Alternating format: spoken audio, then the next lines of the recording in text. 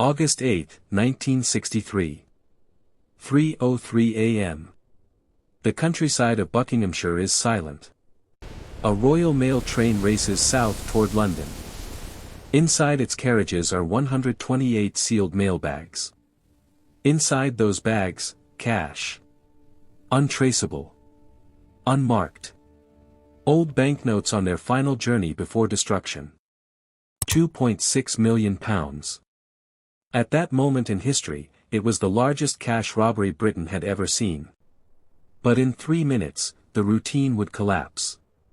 A signal light ahead turns red. The driver brakes. And history shifts. In the early 1960s, Britain moved money differently. No armored convoys.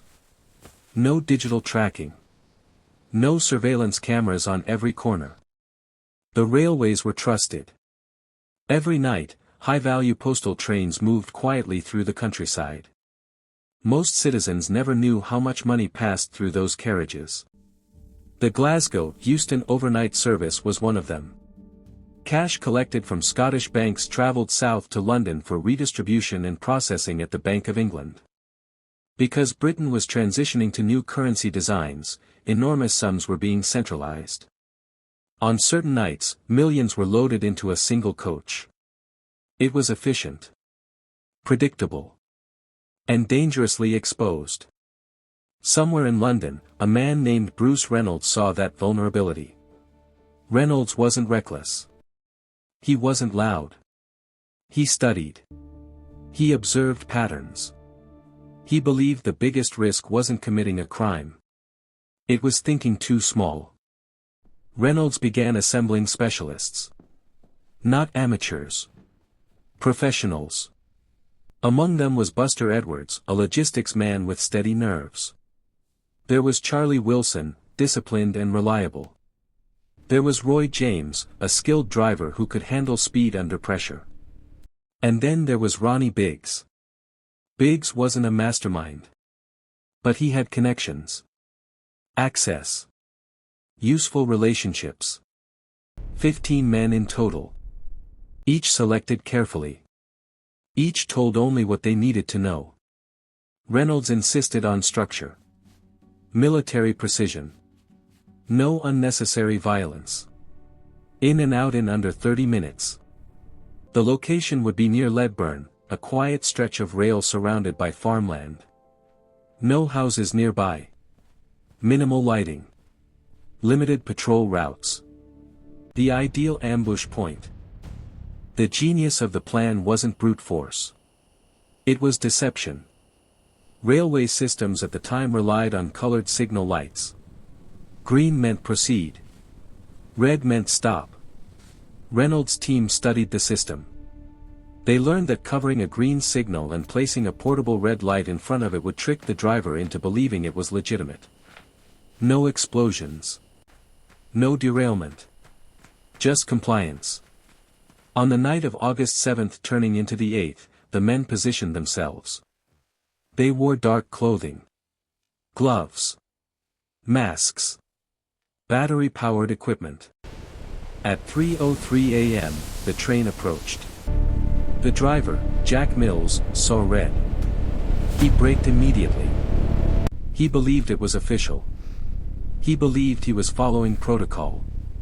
He didn't know 15 armed men were stepping out of the darkness. The robbers moved fast.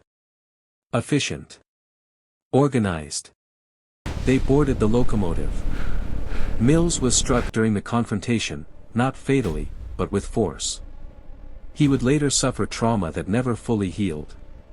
The second crew member was restrained. The gang uncoupled the high-value coach from the rest of the train. But then, a complication. None of them could properly operate the train. They had recruited a retired driver for assistance. Under pressure, he froze. For precious minutes, the operation stalled. Finally, they forced Mills to move the locomotive approximately 800 yards down the track to a pre-selected bridge location. Below, trucks waited. The gang formed a chain. Mailbags were thrown down. Counted. Loaded. The entire transfer took roughly 30 minutes. No alarms triggered. No police in sight. £2.6 million vanished into the night. The men drove toward their temporary hideout at Leatherslade Farm. They believed they had executed perfection. But perfection rarely survives ego. Leatherslade Farm was remote and ideal for short-term concealment. The plan was simple. Hide for a few weeks. Let the national panic cool. Then disappear individually. But something shifted. Success breeds confidence. Confidence breeds carelessness. They celebrated. They handled the money. They touched surfaces without gloves. They played Monopoly using real banknotes. They left fingerprints on food jars. On furniture. On the board game itself. They burned some evidence. But not enough. Meanwhile, the robbery had become national news. Britain was stunned. Newspapers called it the crime of the century. The government demanded results. Scotland Yard responded with one of the largest investigations in British history. When police discovered Leatherslade Farm days later, they found a goldmine of forensic evidence. Fingerprints were everywhere. It was 1963. But fingerprint science was already powerful. One by one, the identities began to fall into place. Arrests followed swiftly. Homes raided. Associates questioned. Money traced. Some gang members fled abroad. Some were caught almost immediately. Bruce Reynolds disappeared into Europe. Ronnie Biggs escaped capture for a time. But the net was tightening. Public opinion was divided. Some saw ruthless criminals who assaulted a train driver and endangered lives. Others saw daring anti-heroes who embarrassed the establishment. The media began mythologizing the gang. Nicknames. Caricatures. Dramatic headlines. But behind the spectacle was something colder. The state had been humiliated. And the state wanted to make an example. In 1964, the accused stood before the courts. The judge made his intentions clear. This was not merely theft. It was an attack on national infrastructure. Sentences were severe. Up to 30 years in prison. For a robbery where no one had been killed. Many believed the punishment reflected anger more than justice. But the message was clear. No one embarrasses Britain without consequence. Yet prison walls would not contain all of them. Bruce Reynolds wasn't just a thief. He was a strategist. He saw patterns where others saw chaos. He studied the train schedule for weeks. Observed the behavior of the guards. Analyzed routes. And rehearsed contingencies. In his eyes, the robbery was not about violence. It was about control. Control over timing. Control over movement. Control over human psychology. He understood one critical truth. A perfect plan could fail in a single instant if human error intervened. And yet, he relied on others. Ronnie Biggs, impulsive and eager, represented both asset and risk.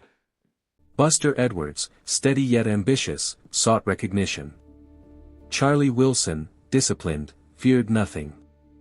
Roy James, the driver, had nerves of steel, but even he could falter under stress. Every member brought strengths, and vulnerabilities. Reynolds' brilliance was in anticipating mistakes. But human nature proved more unpredictable than steel rails. The media portrayed the gang as charming anti-heroes. They were the gentlemen robbers. But history is never kind to myths. Jack Mills, the train driver, suffered permanent injury. He was struck in the head. Months of recovery followed. Years of trauma lingered. And yet the robbers, emboldened by success, did not pause to reflect. They celebrated at Leatherslade Farm, counting piles of cash, playing Monopoly with real banknotes, drinking, laughing, confident they had outwitted Britain itself. Meanwhile, Scotland Yard was closing in. The farm became a trap, and the fingerprints left behind would become the undoing of the gang. In the pursuit of legend, they had exposed themselves. Ronnie Biggs' story would become legend. In 1965, he escaped Wandsworth Prison. Scaling walls. Vanishing into Europe. Eventually, he reached Brazil, where he lived openly for decades. He gave interviews, posed for photos, and even recorded music. He became a living myth, a smiling outlaw with a global fanbase. Yet freedom came with exile. He could not return home without facing prison. And when he finally did in 2001, he was ill, aged, and aware that his time as an outlaw was over. Bruce Reynolds, by contrast, had lived quietly abroad before capture. The mastermind had outrun the law for a time but not forever. His brilliance was acknowledged, even by the authorities, as was the human cost of the crime. The Great Train Robbery wasn't just a theft. It was a psychological chess game. Every step relied on anticipating human behavior. The driver obeying the signal. The police underestimating the gang. The gang members following orders precisely. It was a high-stakes experiment in trust, authority, and greed. But psychology is never perfect. Pride and confidence, left unchecked, sowed vulnerability. The gang's desire for celebration, for recognition, exposed them to capture. Even the most calculated criminals cannot escape the weight of their own humanity. The robbery changed Britain forever. Cash transport methods modernized. Rail security tightened. Banking procedures adapted. Yet culturally, the story lived on. Books were written. Films produced. Documentaries aired. The public was fascinated not just by the money stolen, but by the audacity, precision, and eventual downfall. The gang became mythic figures, not saints, not heroes, but symbols of rebellion, intellect, and human fallibility. Even today, the Great Train Robbery remains a reference point in popular culture. Every crime carries a cost. For the robbers, it was imprisonment, exile, or lifelong notoriety. For the victims, it was trauma, disruption, and a shaken sense of trust. For Britain, it was a wake-up call. The lesson is clear. Brilliance can be undone by arrogance. Even the most meticulous plan can collapse under human error. And in the end, no one controls history. It moves forward, with fingerprints, broken chains, and lessons left behind in the shadows. August 8, 1963. 3:03 a.m. A red signal light, glowing faintly in the darkness. A train stops. 15 men step from the shadows. They control the night for 30 minutes. They control history for decades. But history remembers more than audacity. It remembers consequences. It remembers trauma. It remembers the echoes of steel wheels cutting through darkness. And it reminds us. No system is invincible. No criminal is perfect. The night ends. The train moves forward. The silence returns.